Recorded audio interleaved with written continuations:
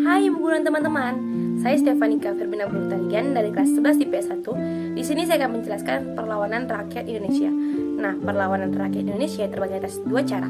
Yang pertama, perjuangan fisik, dan yang kedua, perjuangan diplomasi. Di sini saya akan menjelaskan terlebih dahulu apa itu perjuangan fisik.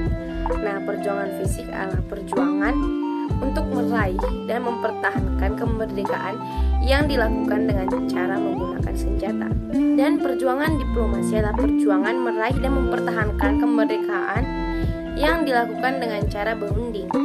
Saya akan menjelaskan contoh perlawanan fisik, yaitu pertempuran di Ambarawa.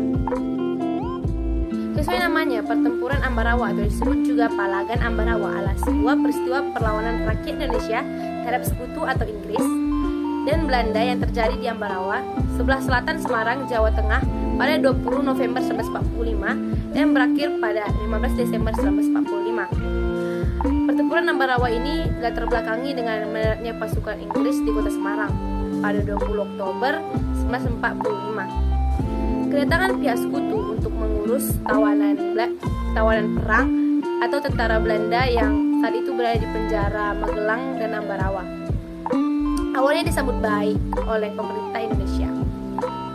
Bahkan kedua negara melakukan kesepakatan di mana pihak Indonesia akan menyediakan bahan makanan dan keperluan lain bagi kelancaran tugas pihak sekutu selama mereka berjanji tidak mengganggu kedaulatan Republik Indonesia.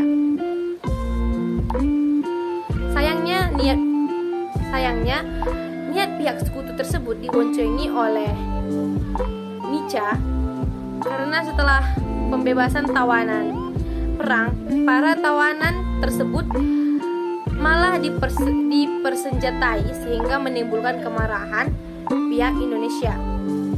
Maka pada 26 Oktober 1945 terjadilah sebuah insiden di kota Magelang, di mana tentara sekutu bertindak sebagai penguasa yang mencoba meluncuti Tentara Keamanan Rakyat atau disingkat TKR dan membuat kekacauan.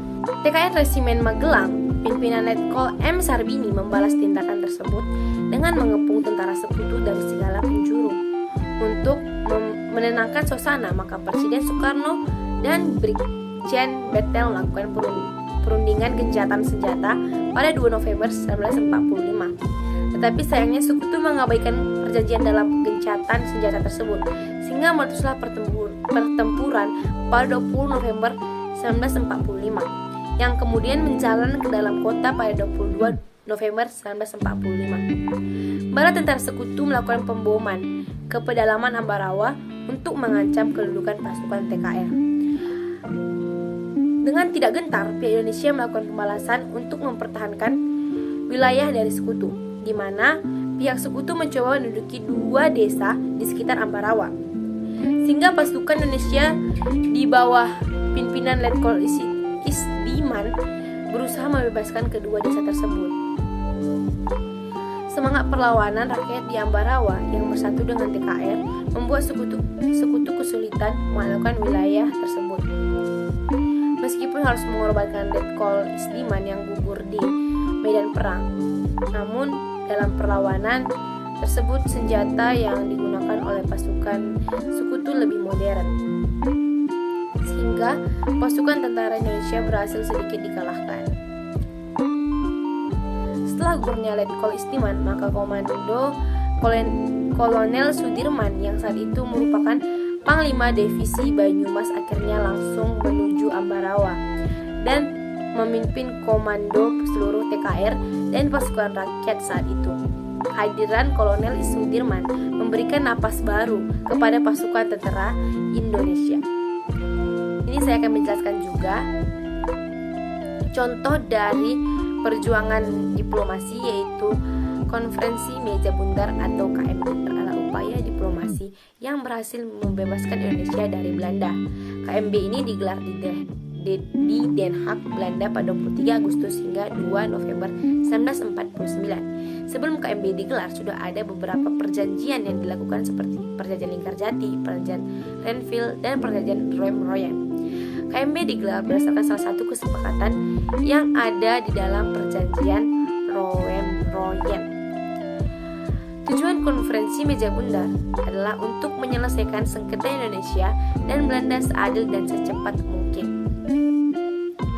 Bangsa Indonesia menginginkan penyerahan kedaulatan yang sungguh, penuh, dan tidak bersyarat kepada negara Indonesia Serikat atau disingkat dengan NIS, sesuai dengan pokok-pokok persetujuan Renville. Pada tanggal 2 November 1949, tercapailah persetujuan konferensi meja bundar dengan hasil berupa Belanda menyerahkan kedaulatan kepada Republik Indonesia Serikat pada akhir Desember 1949. Akan dibentuk Uni Indonesia Belanda. Dalam uni itu, Indonesia dan Belanda akan bekerjasama. Kedudukan Indonesia dan Belanda sederajat. Indonesia akan mengembalikan semua milik Belanda dan membayar utang-utang Hindia Belanda sebelum tahun 1949. Masalah Irian Barat akan dibahas 1 tahun kemudian. Dampak dari konferensi meja bundar adalah Indonesia akhirnya mendapat kedaulatannya secara penuh. Acara penyerahan kedaulatan berlangsung pada 27 Desember 1949 dengan penandatanganan naskah penyerahan kedaulatan berlangsung di 2 kota, yaitu di Amsterdam dan di Jakarta. Pada tanggal 27 Desember 1949, pemerintah sementara negara dilantik. Insinyur Soekarno menjadi presiden dan Muhammad Hatta sebagai Perdana Menteri. Kabinet RIS atau Republik Indonesia Serikat yang merupakan persekutuan dengan Kerajaan Belanda dibentuk. Bentuknya seperti republik, federasi berdaulat yang terdiri dari 16 negara bagian.